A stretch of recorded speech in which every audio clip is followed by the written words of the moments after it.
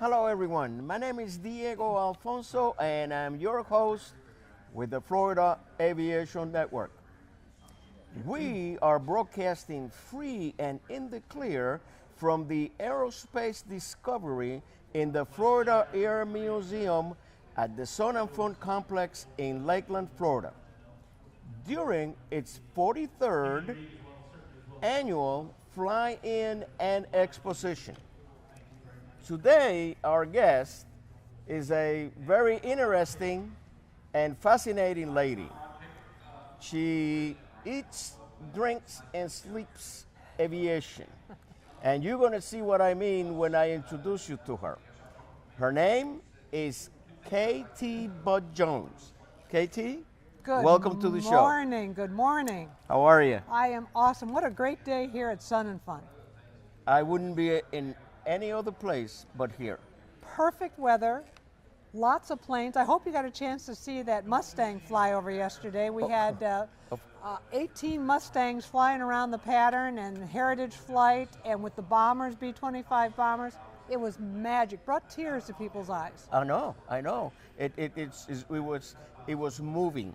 It was moving. It's living history. You know, you get a chance to smell it and hear it and feel it, and it was really happening yesterday, and the crowd went wild, as they say.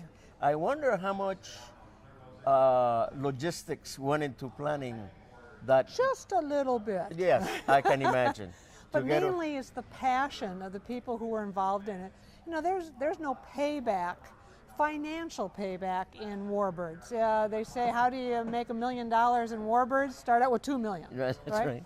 So people come and they share them because of the excitement of enlightening people to this history. You know, to turning people on to a historical moment that's alive because of people telling the story over and over again. And that keeps it interesting and keeps people engaged in history instead of it just being a stagnant event. It's something that lives by retelling it over and over again. Exactly.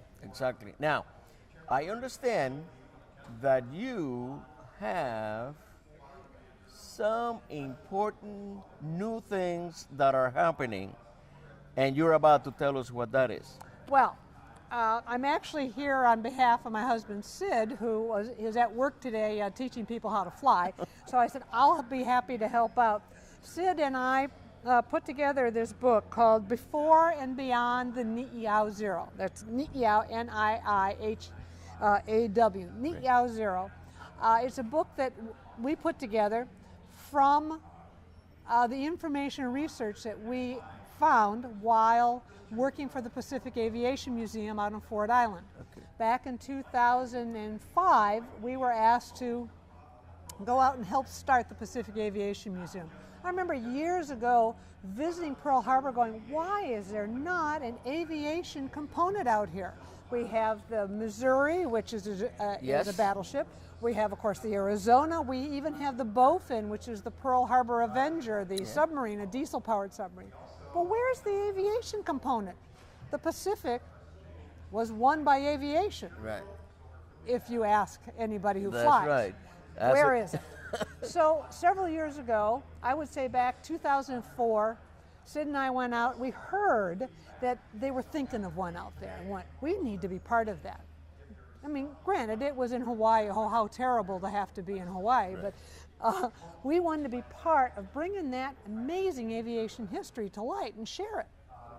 So we went out there, we talked to the people who were trying to pull it together, and sure enough, 2005, they called us and asked Sid and I to come out and help them start the Pacific Aviation Museum. And we said, we're in. We packed up our stuff, moved out there, and sort of like the emperor's new clothes, we started with nothing. We started with big hangars filled full of junk that the Navy had piled in there. But the amazing part of those hangars is they were there during the attack. There's still bullet holes in the glass from the attack, strafing marks on the ramp. Yes. So you felt you were there. You almost felt the presence of the moment. We thought, this has got, so we started working at not only finding airplanes for the exhibit, but finding the stories, because it's more than just the metal. Yes. It's the people. Yeah. It's the place. It's Exactly. the events. So Sid started doing research. Now, there were only about 29 Japanese planes that were shot down that day of the attack in the 2 waves. That's it. There were only 10% about of the planes that attacked in those 2 waves on December 7th. Only 10% were shot down. Right. That's amazing. Yep. And 7 of those were Zeros. Even more amazing. Could find what happened to all of them except for one, going, what happened to that Zero?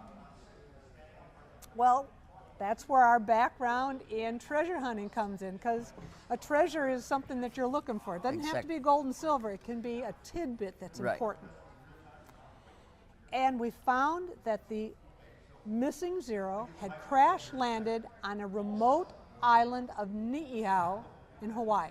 So you've got the big island of Hawaii, and then you've got Maui, and then you've got Oahu, where Pearl Harbor is, and then you've got the lovely island of Kauai. And then there's a itty-bitty little island over on the northwest area called Niihau, and it's privately owned by the Robinson family. They bought this island back in the 1800s from King Kamehameha V. And this is where the story really starts. Is back in the 1800s, they're looking for a place to live. This actually Scottish family had immigrated from New Zealand, looking for some place to go. They decided to take all their cattle to Canada, Vancouver, and they got there and went, oh, this isn't gonna work. This is not where we want to live. Came back to Hawaii, talked to King Kamehameha, the fifth's father, the fourth, and said, you know, what do you got for sale? And he said, well, I got Waikiki, and they went, nah, I don't think Waikiki. There's nothing. Not for us. Nah. They even said Ford Island. No. He said, what about Niihau? Well, Niihau is one of the most western islands, so all the rain that lands on Hawaii and makes it beautiful, lush, and green is pretty much wrung out by the time it gets to Niihau. There is no rain that hits Niihau. It's a desert island. Oh my God. But when the Robinson family had seen it that day in the 1800s, it had just had 30 years of rain, or 30 days of rain, excuse me.